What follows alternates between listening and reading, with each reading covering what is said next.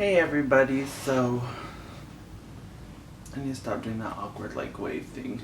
It's weird. Um so I know my last video was really rough, and now I've just been reflecting on that day, and I've been reflecting on my emotions that I was feeling in that moment and the struggles that I am doing my best to push forward from. I'm starting to learn that I can no longer worry about people and things that are going on outside of my own life, if that makes sense. I notice that the more I start worrying about other people and the things going on in their life, that I lose track of taking care of Christopher and what Christopher needs to get done and what Christopher has to do for himself.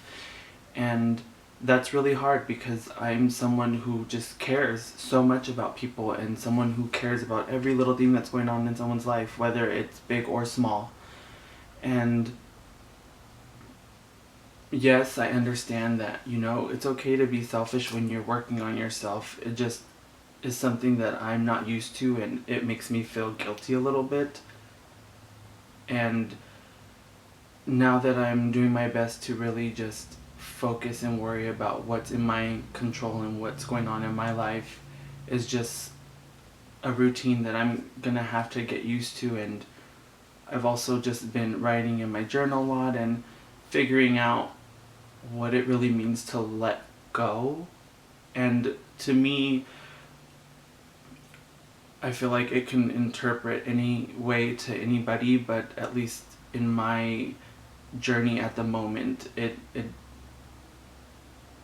the definition to me is not so much that I'm losing someone, not that letting go means that you're not losing someone, because I feel like you do lose a part of somebody or someone as a whole in general, but at least in my journey and my struggles at the moment, I feel like me learning to let go is me more learning of letting go of things that are keeping me from growing, and letting go of things that I feel are hindering me and feel like are stunting my growth. And it's not so much that I'm letting go of someone in particular, it's more of a bond and an attachment that I had with this person. And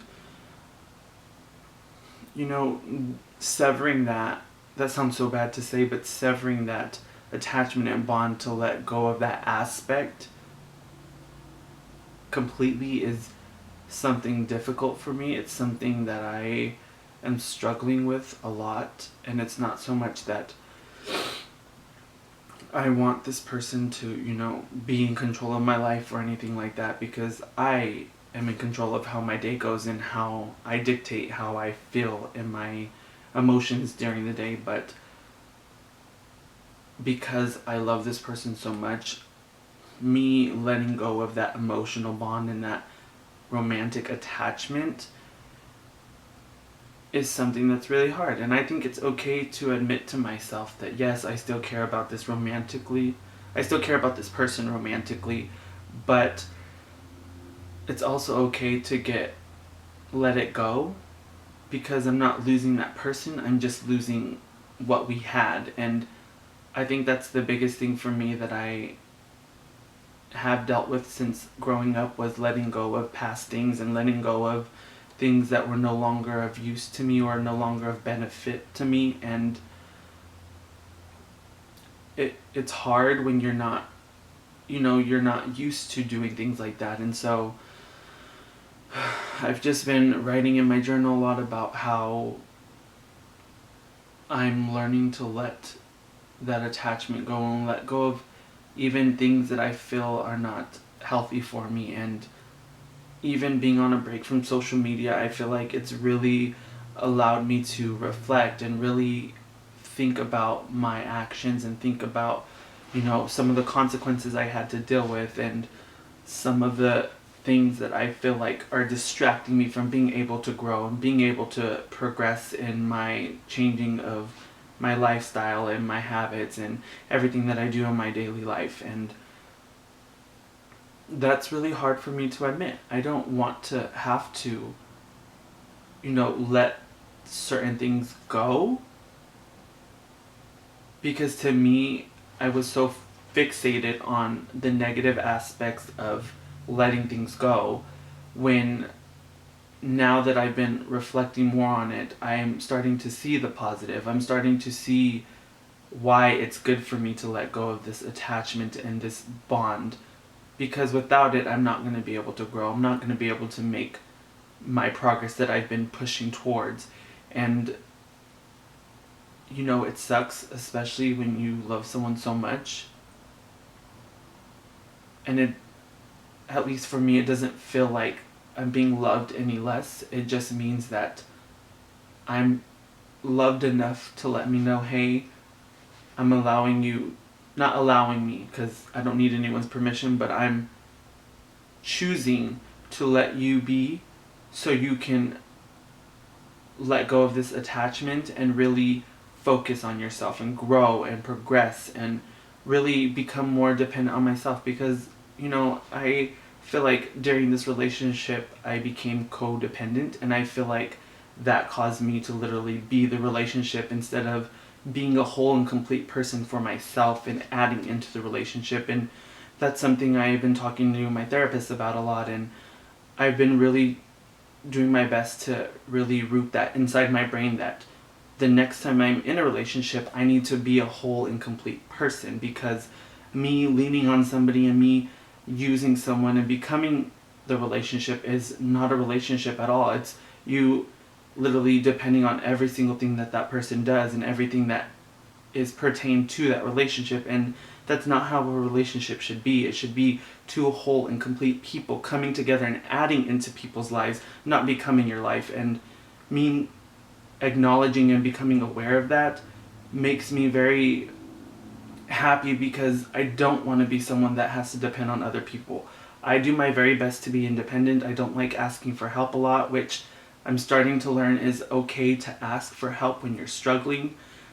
But as far as being able to stand on my own 2 feet, I want to be an independent person, especially if I get into a relationship later on, once I'm done working with myself and through my journey that I need to. I want to be able to be someone who stands on their own 2 feet, and someone that is confident in themselves and loves themselves so much and knows their worth. And I feel like sometimes we do lose that. And for me, realizing I lost that, it upsets you, but it also shows you that you can overcome anything that's thrown your way. You can really do what you can to better yourself. And that's where I'm at this point in my life right now. I am doing what I can to better Christopher for Christopher's sake and nobody else's. But letting go is something that I know I'm going to have to practice daily. It's something that I'm going to have to really ingrain in my mind and in my routine and in how I see things. And I used to expect a lot from people, and I feel like that sometimes also causes strife in relationships, and not just romantically, but friendships and family relationships. And now that I'm practicing to just kind of let things happen the way they should, instead of expecting so much from people, I feel like it's just going to be less overwhelming for me and less disappointing to me, because there is times where I would get really disappointed with things that I was expecting, and to me, I was basically setting myself up for failure, and that's not something that you should want to do, because then you end up hurting yourself even more. And so this entry today, I just wanted to share that with you guys. I wanted to let you guys know that if you are dealing with letting certain things go,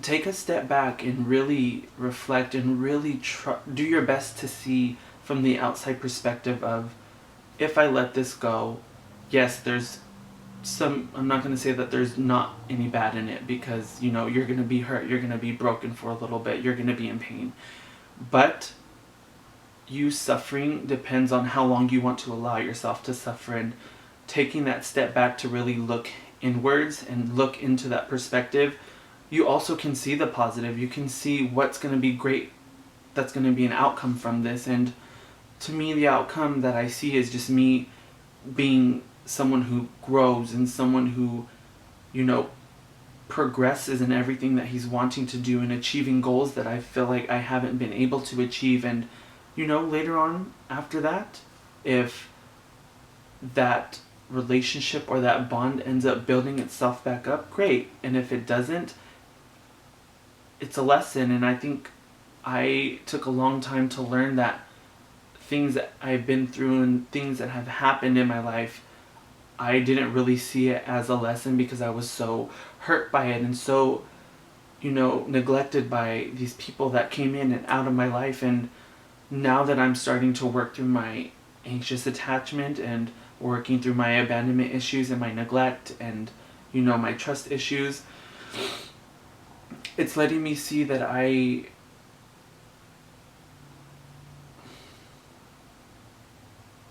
it's letting me see that Christopher is okay, and Christopher has learned some really tough, hard lessons, but it doesn't make me a horrible or a bad person. It just makes me human. It makes me see that I am just someone who has to work a little bit harder at things, and that's okay too. And, you know, I have always been someone who dislikes the word perfect, because in my eyes, I don't think, or I don't feel anyone is perfect. I don't feel like anything in life is perfect. I feel like everything is as it is, and, you know, I'm okay with being a flawed human. I am okay with having insecurities at times and having things that I have to work through, because it lets me know that I'm human and then I am growing from things that I have to deal with on my own.